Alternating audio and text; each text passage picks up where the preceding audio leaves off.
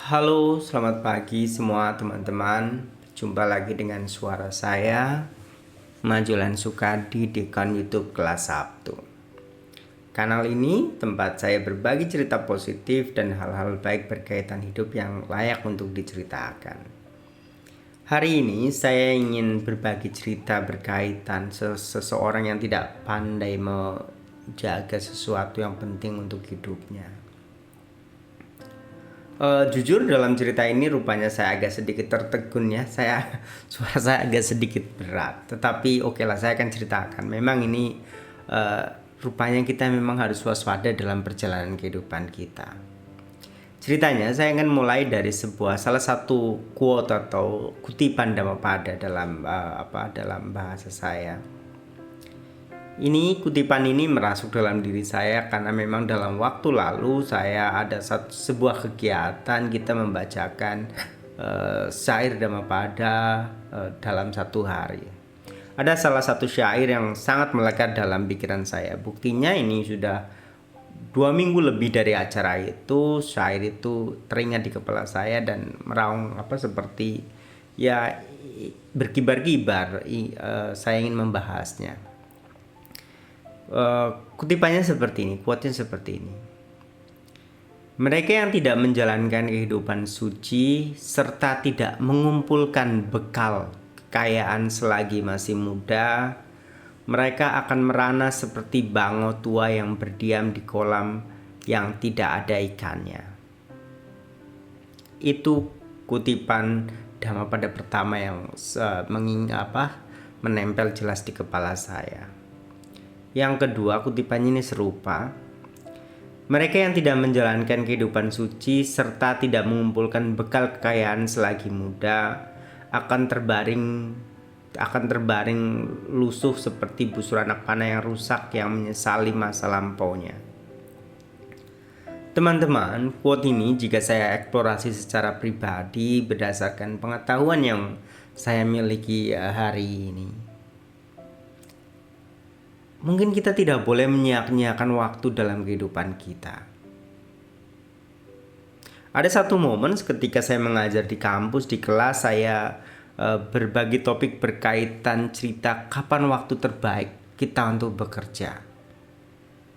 Dalam satu rinciannya kepada mahasiswa saya berbagi cerita satu saat kondisi damai.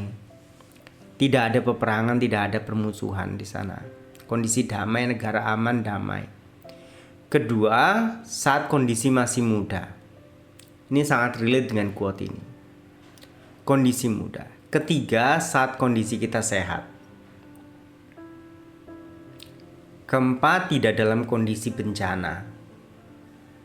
Teman-teman, dalam pikiran kita tentu kita ingat kita belum lama, sekitar baru 2 atau 3-4 tahun lalu ketika bencana menyerang kita masyarakat dunia.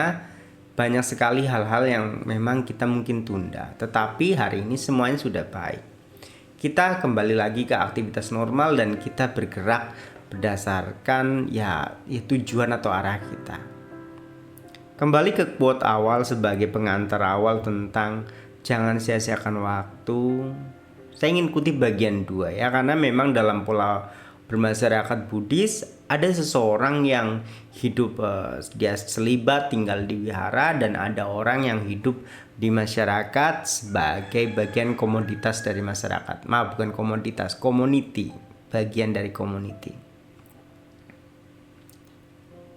Ia yang tidak mengumpulkan bekal kekayaan selagi muda akan merana seperti bango tua yang berdiam di kolam yang tidak ada ikannya. Kalimat yang kedua adalah ia yang tidak mengumpulkan bekal kekayaan selagi masih muda akan berbaring seperti busur panah yang rusak yang menyesali masa lampaunya. Teman-teman, ketika saya mengucapkan dua kutipan ini, saya dengan sangat mengatakan ke teman-teman yang mendengar suara ini, kita mungkin yang lahir di era 90-an, kita dalam memasuki fase sangat produktif dalam kehidupan kita. Saya ulangi sekali lagi, untuk teman-teman yang fase terlahir di umur di tahun 90-an, 91, 90, 2, 3 dan selanjutnya, Hari ini adalah fase super produktif dalam kehidupan kita. Kita memiliki kewajiban karena kita sebagai umat awam yang mengumpulkan bekal dalam kehidupan kita. Kita tidak boleh menyia-nyiakan apa yang ada dalam diri kita hari ini. Satu, kita punya kondisi sehat. Kedua, kita punya kondisi yang baik. Paling tidak kita seorang yang tercerdaskan lah ya. Kita memiliki bekal pendidikan yang cukup. Yang ketiga, kondisi aman. Yang keempat, tidak ada bencana.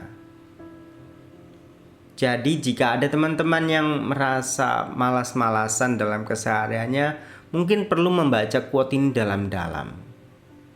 Jujur ketika saya membaca quote ini, saya sedang, bukan saya mengatakan gelisah. Memang di tahun ini saya mengambil sebuah keputusan yang penting. Saya ulang berkali-kali kayaknya di quote YouTube ini. Ada satu keputusan yang mengantarkan kita ke jalan lebih baik lagi. Ada juga keputusan yang terkadang memang butuh kita koreksi. Baik teman-teman, tetapi itulah sebuah resikonya yang harus kita hadapi. Kalau kata guru saya waktu lalu, dia berbagi cerita berkaitan, inilah sisi negatif dari sebuah keinginan. Ada penderitaan di sana. Kalau dalam bahasa motivasinya ada growing pain di sana. Nasihat baiknya adalah memang kita harus survive, ada daya tahan, resilient di sana. Tetapi untuk memiliki daya tahan lebih, memang harus ada tujuan yang harus kita ingin gapai. Jangan sampai kondisi yang negatif ini, karena ini ada unsur agama, saya berbagi cerita, jangan sampai hal negatif membawa teman-temannya yang negatif untuk mengikuti kita. Baik teman-teman. Berkaitan quote ini, karena kita sebagai umat awam, kita sebagai seseorang yang sedang melakukan perjalanan, boleh dikatakan jujur, entahlah teman-teman berapa banyak bekal yang teman-teman bawa dalam perjalanan kehidupan ini. Tetapi boleh dikatakan saya tidak terlalu banyak bekal dalam kehidupan ini. Bukan terlalu, tetapi memang bekalnya seadanya lah. Saya memperoleh pendidikan SMA, pendidikan S1 penuh dengan karma baik. Saya hasil beasiswa. Pendidikan S2 saya dengan usaha mandiri, tetapi memang masih penuh dengan perjuangan. Teman-teman, nasihat penutupnya untuk bagian terakhirnya adalah, selain kita masih muda, kita harus berjuang dengan sungguh-sungguh. Manfaatkan waktunya. Jalani hal-hal yang memang fase muda itu harus diselesaikan. Pendidikan, reputasi, karir selesaikan. Jangan sampai kita menyesal di kemudian hari, kita terngiang-ngiang masa muda, sudah tidak ada gunanya lagi. Ibarat busur yang tua, yang kering, yang rusak, yang menyesali masa lampaunya yang tidak digunakan dengan baik. Oke teman-teman, sebagai bagian dari penutup cerita ini ini saya ingin gambarkan cerita ini sebagai positif, adalah kita sebagai antusias yang semangat. Dalam kondisi yang sekarang kita sedang hadapi, entahlah teman-teman dalam prasangka yang baik atau buruk, tetap hal yang saya sampaikan di depan adalah jangan buang-buang waktu secara percuma. Kondisikan waktu secara positif dan buat hal-hal baik supaya ada hal baik selanjutnya yang mengikutinya. Dalam hukum Patika Samuppada, dalam ajaran yang saya anut, kebaikan yang kita bikin atau kebaikan yang akan kita buat semoga membuahkan kebaikan yang lain. Teman-teman, mungkin itu yang bisa saya sampaikan dalam sharing hari ini. Semoga semuanya dalam kondisi baik, semoga semuanya dalam kondisi yang penuh keberuntungan. Mari kita ciptakan keberuntungan kita. Terima kasih, salam.